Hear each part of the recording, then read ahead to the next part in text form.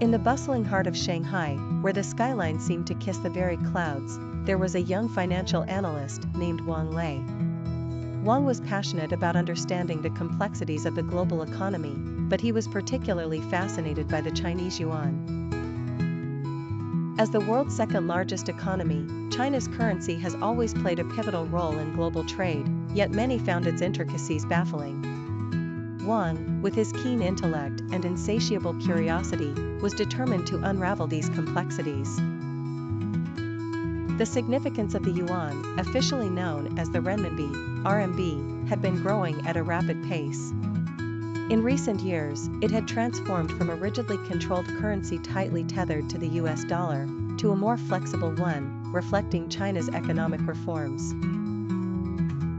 Wang often found himself poring over economic reports and trends that signaled its global ascent. The yuan's journey towards a more market-driven currency had not only captured his attention, but also that of central banks globally. China's inclusion in the International Monetary Fund's special drawing rights basket was a landmark achievement, signaling its growing influence. One evening, as the neon lights of the city danced on the river, Wang sat in his modest apartment, papers strewn across his desk. His thoughts wandered to the early days when the yuan started being used in international settlements. It began with bilateral swap agreements, allowing it to inch its way slowly into the daily financial transactions across the globe. But the real turning point, Wang believed, came when China intensified its focus on the Belt and Road Initiative. This massive infrastructure project spanned continents and put the yuan at the forefront of international trade.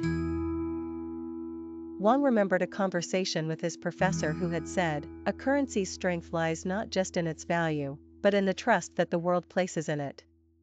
This resonated deeply with Wang. He realized that China's economic strategy was as much about building this trust as it was about flexing economic muscles. Over the years, foreign enterprises had started keeping more reserves in yuan.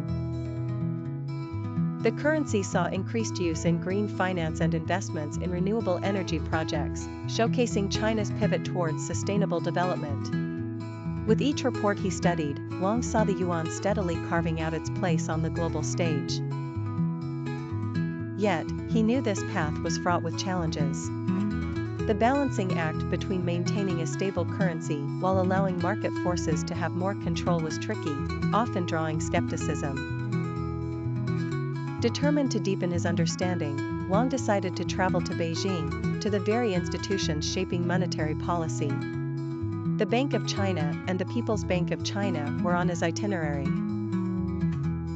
He wished to inquire about the Digital Yuan Initiative, another groundbreaking step in making currency management efficient and future-ready.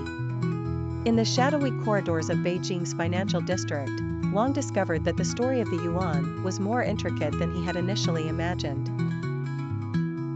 It was a tale of ambition, adaptability, and aspiration, mirroring the very journey of modern China.